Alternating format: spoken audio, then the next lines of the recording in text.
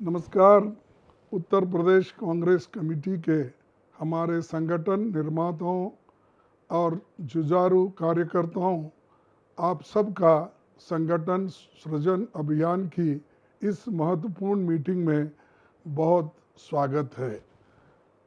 कांग्रेस का उत्तर प्रदेश से नाता राजनीति से बहुत ऊपर है। ये नेहरू जी से लेकर इंदिरा जी, राजीव जी, सोनिया गांधी जी और अब राहुल गांधी जी की कर्मभूमि है। भला कौन भूल सकता है कि आज़ादी के आंदोलन में उत्तर प्रदेश का कितना अहम रोल रहा है। 2024 के लोकसभा चुनाव में उत्तर प्रदेश में इंडिया गठबंधन की शानदार जीत ने भारतीय जनता पार्टी को बहुमत से रोकने में बड़ी भूमिका निभाई है। ये चुनाव हमारे देश के लिए, हमारे संविधान के लिए, आम जनता के हक और भागीदार के लिए बहुत अहम था। इस तरह का बेहतरीन प्रदर्शन आपकी कर्मठता, आपके जज्बे के कारण ही संभव हुआ। इतने साल सत्ता से बाहर रहने के बावजूद पार्टी के प्रति आपके समर्पण और निष्ठा की मैं सराहना करता हूँ। आज देश एक मुश्किल दौर से गुजर रहा है। निरंकुश सत्ता प्रजातंत्र में जनता की ही अनदेखी कर रही है। उत्तर प्रदेश की तथाकथित डबल इंजन सरकार ने तो मर्यादा की हर सीमा पार कर दी है। यहाँ पर पुलिस और प्रशासन की बर्बरता जगजाहिर है। महिला सुरक्षा से लेकर युवाओं पर यातना, दलितों, पिछड़ों और अल्पसंख्यकों के हक का हनन की उत्तर प्रदेश की भाजपा सरकार की एकमात्र उपलब्धि है, जो बाबा साहब के संविधान को ताक पर रखकर डर और दबाव की राजनीति कर रही है और सामाजिक न्याय के सिद्धांतों को नज़रअंदाज कर रही है। सरकारी पदों को ना भरना, लैटरल एंट्री की पहल, दलितों और पिछड़ों पर हो रहे अत्याचार सब इसी बात के सूचक है कि आरएसएस और भाजपा डॉक्टर अंबेडकर के संविधान से नफरत करती है। लेकिन कांग्रेस पार्टी भी इस चुनौती से लड़ने को पूरी तरह से तैयार है। मुझे विश्वास है कि आपको मेरी तरह इस बात की खुशी होगी कि 2024 के चुनाव में देशवासियों ने उन लोगों को सबक सिखाया जो संविधान बदलने का सपना देखते थे। आपने देखा कि जातिगत जनगणना की हमारी मांग को भी मोदी सरकार को नहीं चाहते हुए भी मानना ही पड़ा।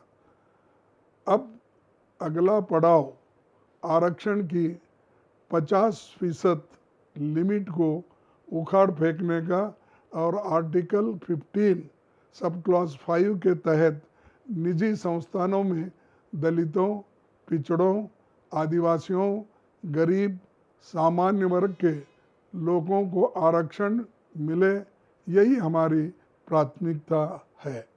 और जैसे हमने जातिगत जनगणना के लिए सरकार को मजबूर किया, ठीक वैसे ही अब हम ये भी करवा कर रहेंगे। और ऐसे हर मुद्दे पर सरकार को कटघरे में खड़ा करना, जवाबदेही बनाना, आम जनमानस की आवाज़ को बुलंदी से उठाना ही एक जिम्मेदार विपक्ष का काम है। ये काम आप सब ने बखूबी किया है और अब आगे और भी ईमानदारी और लगन से करना होगा। आप हमारे संगठन की रीढ़ की हड्डी है। आप उत्तर प्रदेश में हमारे संकल्प की भी नींव है। ये सच है कि दिल्ली का रास्ता लखनऊ होकर गुजरता है और इसीलिए ये बेहद ज़रूरी है कि आप अपने ऊपर दी गई जिम्मेदारी को पहचानिए। सारा देश आपकी ओर उम्मीद से देख रहा है और इसलिए आपका एकजुट होकर लड़ना, कांग्रेस पार्टी और हमारे संदेश को जन जन तक पहुंचाना ज़रूरी है।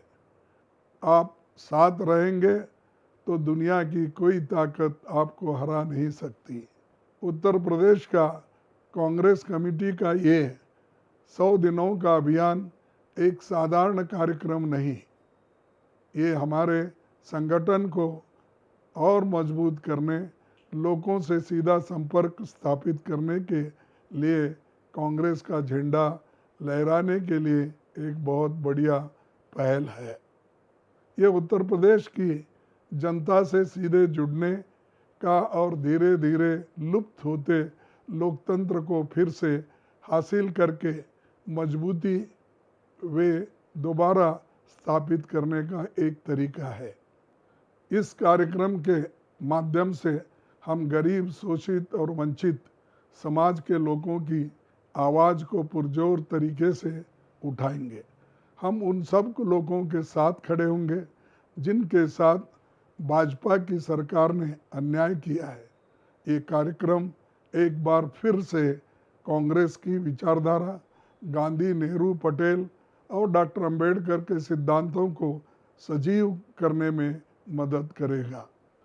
एक बात याद रखिए, आप सिर्फ कांग्रेस पार्टी के कोऑर्डिनेटर या जिला अध्यक्ष ही नहीं हैं, आप न्याय और सच की इस लड़ाई में सत्य और न्याय योद्धा है। आपके समर्पण और त्याग से हमें भी अपनी लड़ाई आगे जारी रखने का हौसला मिलता है। आज वक्त आपसी मतभेद भुलाकर एकजुट होकर कांग्रेस को मजबूत बनाने का है। आपका अगला लक्ष्य 2027 का विधानसभा चुनाव होना चाहिए। उसकी तैयारी में दम खम से लग जाइए। मैं संगठन सृजन अभियान की अपार सफलता की कामना करता हूँ। मैं आप सबको दिल से धन्यवाद देता हूँ। जय हिंद, जय संविधान, जय कांग्रेस।